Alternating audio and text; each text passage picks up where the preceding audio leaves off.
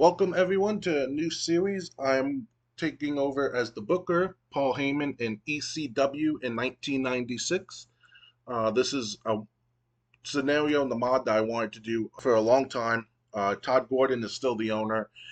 This is going to be different than how I do anything else because I was originally going to stream it, but I wasn't just in the mood for streaming. I haven't really been in the mood for streaming, but I didn't want to just do one show.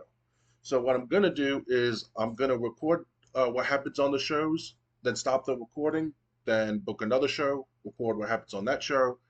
So it's going to be a bunch of shows at once instead of one show per video.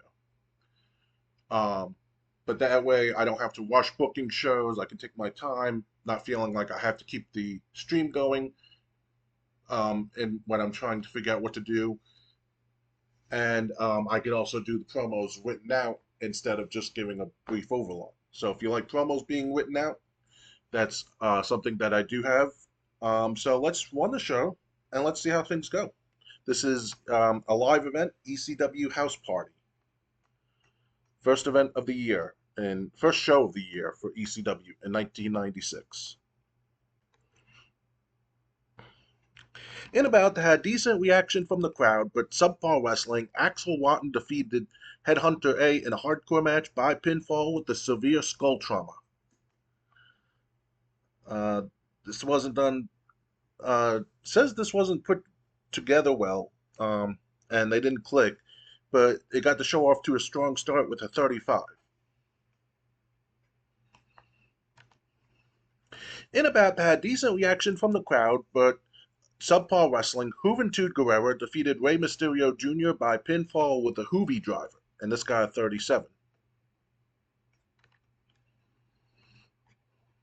So the ECW arena, dim lights flick over a grunge-inspired set. Raven stands center ring, slouched in his signature leather jacket, arms outstretched in his crucifix pose. Stevie Richards bounces nervously beside him, clutching a microphone, while the Blue Meanie lurks in the background, giggling maniacally. Beulah stands near Raven, her expression a mix of defiance and unease, and the crowd is raucous, sensing the tension. Raven goes in a low tone, "In the shadows of our past, the sins of summer camp fester like an open wound. Tommy Dreamer, the golden boy, the jock, the one who turned his back on the outcast, thought he could escape the consequences. But I brought her back.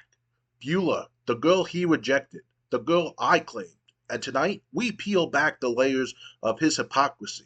Quote the Raven, nevermore." Crowd chants EC-dub as Raven smirks darkly. Stevie steps forward, overly enthusiastic. Steven Richards goes in a high-pitched, frantic voice, "That's right, Raven. House Party 96, the night it all unraveled. I was out here proving my worth, showing the world I'm not just some lackey. And then she," pointing at Beulah, "she had to open her big mouth. Go ahead, Beulah. Tell him what you said." So Beulah steps forward hesitantly, clutching her midsection as if reliving the moment. Crowd buzzes with anticipation, and in a trembling voice, Beulah goes, "I stood right here and I told Raven the truth. I said, I'm pregnant, and it's not yours, Raven. It's Tommy Dreamer's baby." The crowd erupts, some cheering, some booing. Raven's first turns into a snarl. He grabs Beulah by the arm, pulling her close, and Raven goes, "You hear that? The betrayal? The knife in my back? I gave you everything, Beulah. My darkness, my pain. And you spat it back in my face for him? For that pathetic, sanctimonious fool?" And Stevie jumps in, going, "And that's when I lost it. I couldn't take it anymore. I won after you, Beulah." But before he could grab Beulah, Raven shoves him back. And then Stevie goes, "And then he came running out. Tommy Dreamer, the hero of the sheep." And the Blue Meanie cackles, twirling a chair in his hands. Blue Meanie goes, "Oh yeah, Tommy boy stormed the ring like some big, dumb, straight bam, pow. He took out Stevie, then me, then he went right for the boss. He he." Raven lets go of Beulah and goes, there he was, Tommy Dreamer, charging through the filth of this arena, thinking he could save her, thinking he could undo the past. He hit me with his righteous fist, dragged her from my grasp, but he didn't win. No, he just delayed the inevitable. because every time he looks at her, he sees my shadow. Every time he breathes, he feels my pain. I am the ghost in his soul, and Beulah, she's the chain that binds him to me forever. So suddenly the lights start flickering, the crowd roars as Tommy Dreamer's music comes. Raven freezes, gazing towards the entrance. Stevie's panicking, while Beulah smirks, and then Tommy Dreamer basically clears house, and Raven, as he's retreating with Raven's Nest, Raven goes nevermore, and this got a 41.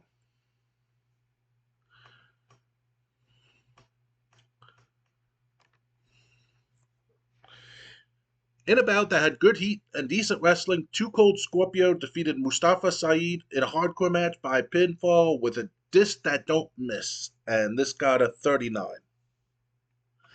Mustafa was off his game, wasn't put well together. Woman did some good work at ringside. So inside the ECW arena, Shane Douglas is in the ring with in a beautiful robe, and he's got a microphone, and he goes, "Cut the damn music. You people want to talk about tough? You want to talk about the best in ECW? Then shut your mouths and listen to the franchise, Shane Douglas, the real deal. I hear all that noise about Taz, the so-called human suplex machine. Give me a break, Taz. You're nothing but an overhyped gym rat.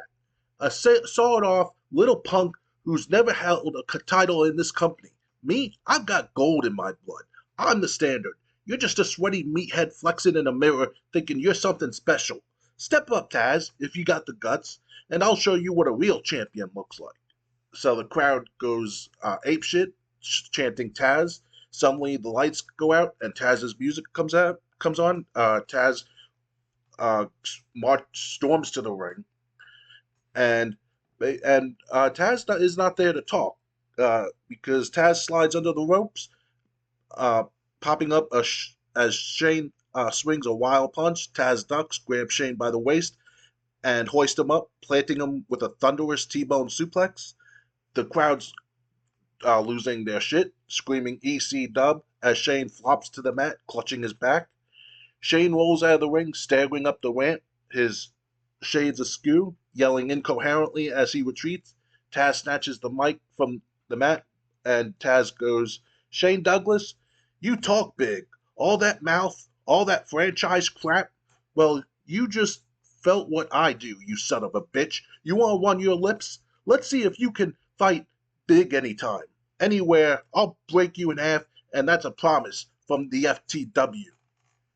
And then Taz just drops the mic, throwing his middle fingers at Shane Douglas. Shane disappears behind the curtain, still hurting, while Taz paces the ring, ready for anyone who wants to take him on. And this got a 52. In a bout that had good heat and decent wrestling, the Sandman defeated New Jack in a hardcore match with a white Russian leg sweep, and this got a 50. Woman did good work at ringside. So the Pit Bulls come to the ring with Francine. Francine has the mic, and she goes, "Shut your mouths and listen up, you filthy degenerates. You looking at the baddest, meanest, most dangerous team in ECW, the Pit Bulls. These boys have been tearing through this tag division like a chainsaw through a bunch of wannabe tough guys. Ain't nobody left standing. Not the gangsters, not the eliminators, not those pretty boy Dudleys. We've been crushing skulls and breaking bones, and we ain't stopping till every team in this dump is flat on their backs." So Pitbull number one takes the mic, and he goes, "Week after week, we've been dropping bodies. You saw what we did to Public Enemy. Flyboy Rocco's still picking his teeth out of the mat. We're the dogs of war, man. Ain't no tag team in '96 got the guts to step to us. We're taking heads, we're taking titles, and we're leaving nothing but blood and broken bones behind." So Pitbull number two takes the mic, and he goes, "You think you could stop us? Huh? We're the Pitbulls, you son of a bitches. We chewed up the Samoan gangster party and spit 'em out. We powerbombed those punk-ass Bruise Brothers through the damn floor. Every time that's stepped up lately. Crushed, done, finished. This is our yard now, and we're going to keep it biting until there's nothing left to chew." So Francine, excuse me, she takes the mic back, and Francine goes, "That's right, my boys are unstoppable, and me, I'm the queen of extreme, leading these beasts to the top. So all you tag teams sitting in the back, nursing your bruises, stay there, because if you come out here, the pit bulls are gonna rip you apart, and I'm gonna laugh while they do it. ECW belongs to us now." So Pitbull number 1 and 2 raise their fists, barking as Francine tosses the mic down, and the crowd is chanting Pitbulls. And then Francine and the Pitbulls, excuse me, leave the ring. And this only got a 38.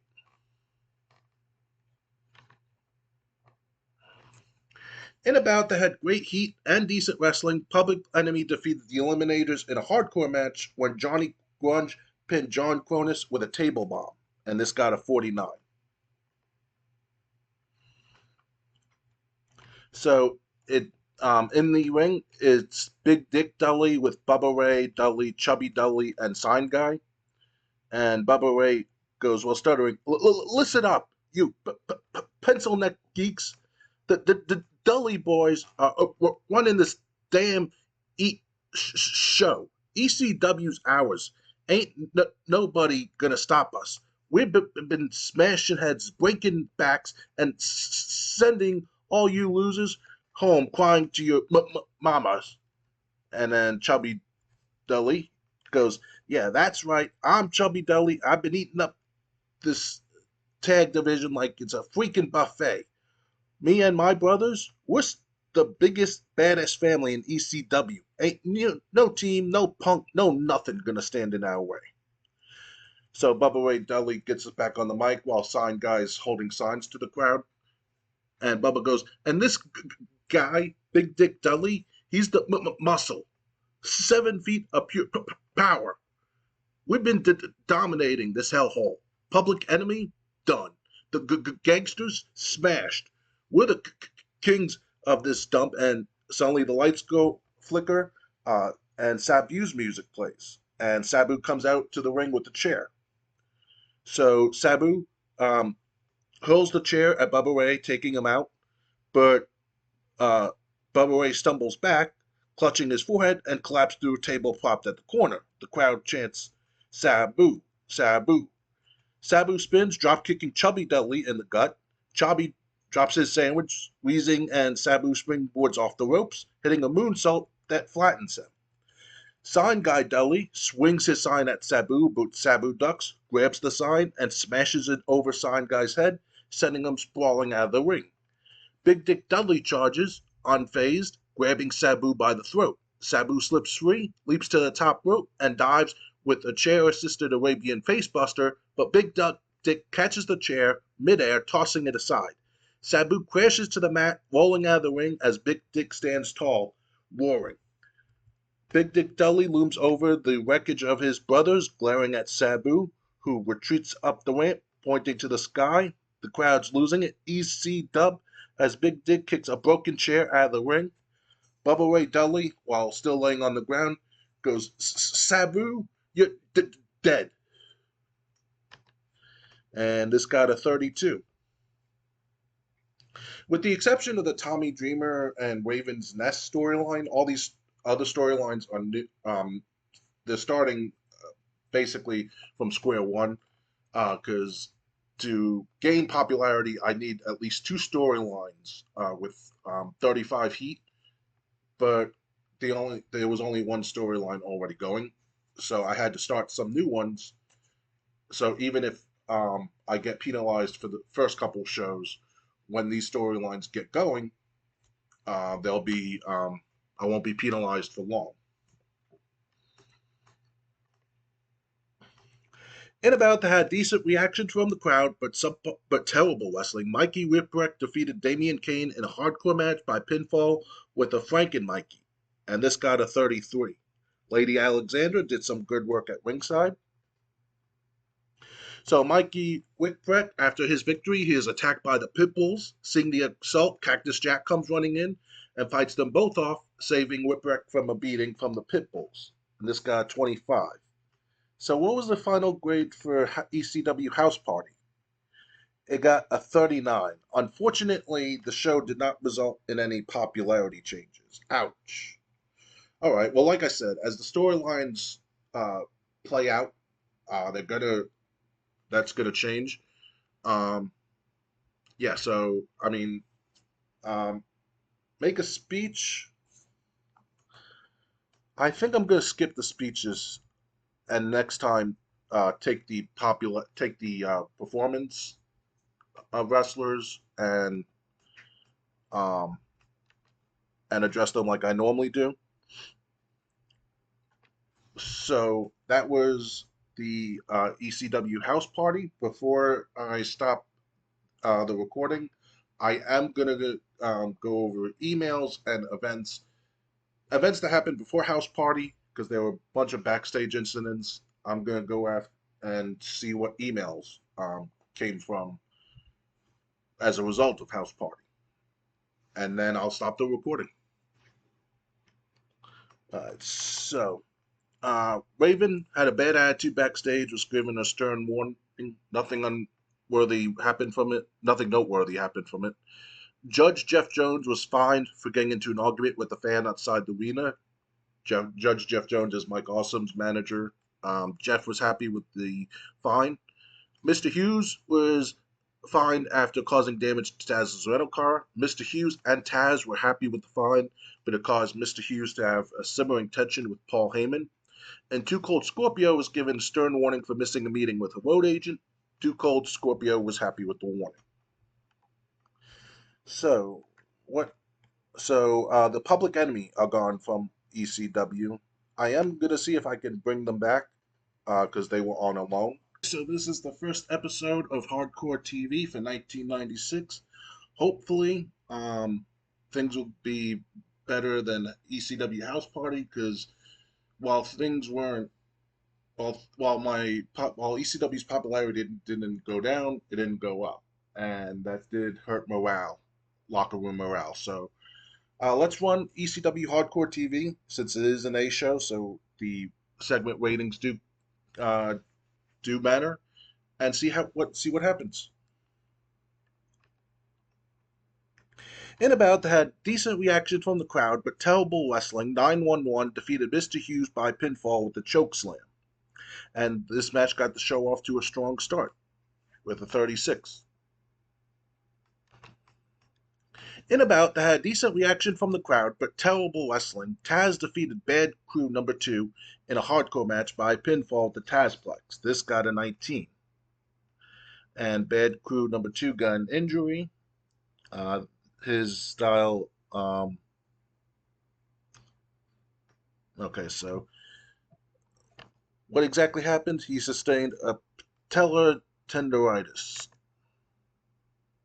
So Taz is in the ring, and Shane Douglas runs out and attacks Taz. Oh wait, no, he says he refuses to challenge made. So Taz is in the ring. Shane Douglas comes out and says he refuses the challenge made by Taz at House Party. He's not going to face Taz in the match. This guy 37.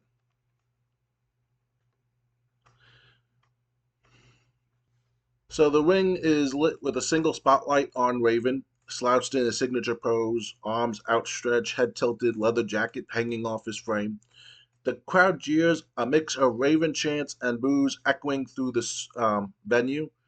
A cracked chair sits beside him as he grabs the mic, and Raven goes, Tommy Dreamer, the White Knight of ECW, riding in on your pathetic steed of righteousness, thinking you can save the day? You sicken me. You stand there, puffed up with your moral crusade, pretending you're the hero this cesspool needs, but you're nothing, a fraud, a fool chasing a fairy tale that doesn't exist. And Beulah, oh Beulah, my sweet treacherous muse, you turned your back on me. You traded the darkness for his light. You traitorous wretch, I gave you everything, my pain, my soul, and you spat it back in my face for him. So the crowd buzzes, some are chanting, Tommy, Tommy. Raven smirks, and Raven goes, You think you've won, Dreamer? You think you rescued her from my abyss? You're wrong. This isn't over. I am the shadow you'll never escape, and tonight your little storybook ending crumbles. Stevie, Meanie, show them what happens to white knights and traitors. And that's when Stevie Richards and the Blue Meanie leave the ring and go backstage. And this got a 29. Raven improvised well throughout the segment. But we go backstage. Shane Douglas is attacking Taz backstage, leaving them down now. And this got 36. Then, hold on, let me. Of course, it didn't go well. Um, then Richards and Meanie, we see what Raven sent them to do. They attacked Dreamer. Beulah tried to get involved to help Dreamer, but she just became a casualty as well. So Dreamer and Beulah were left beaten down backstage. In a bout that had good heat and decent wrestling, the Pit Bulls defeated Cactus Jack and Mikey Whipwreck in a hardcore match when Pitbull number one pinned Mikey with the Super Bomb. Cactus Jack carried the match in terms of in-ring performance. Francine did good work at ringside. The match is over, and Cactus and Mikey Whipwreck are beat down. The Pit Bulls are celebrating, but then stop and see that their opponents are still on the ground. So the Pit Bulls attack and beat both Cactus and Whipwreck even more. And this got 27. So Raven, he appears on the screen, and Raven says he's got a secret weapon to finish off Tommy Dreamer and Beulah. And Raven does not give any more insight to what that weapon is. And this is a 38. This got 38. In a bout that had good heat and decent wrestling, Sabu defeated Bubba Ray Dudley by pinfall with an Arabian facebuster. During the match, we also had Big Dick Dudley run in and attack Sabu. And so Bubba Ray is listed as a face. I hate having to turn wrestlers right away because it's like because then if you got to turn them right away, you don't have much time to build up to a turn. Look what happened with Beulah's earlier. So Sabu is in the ring. Big Dick Dudley runs in and beats Sabu down. So Sabu did win his match, but Big Dick Dudley still attacks Sabu not only during the match but after the match. So this got a 40, and we did gain popularity in 8 regions. Okay, so let's go to the notepad. Saturn was given a warning for showing up late. Nothing noteworthy happened for it. Same for Sabu.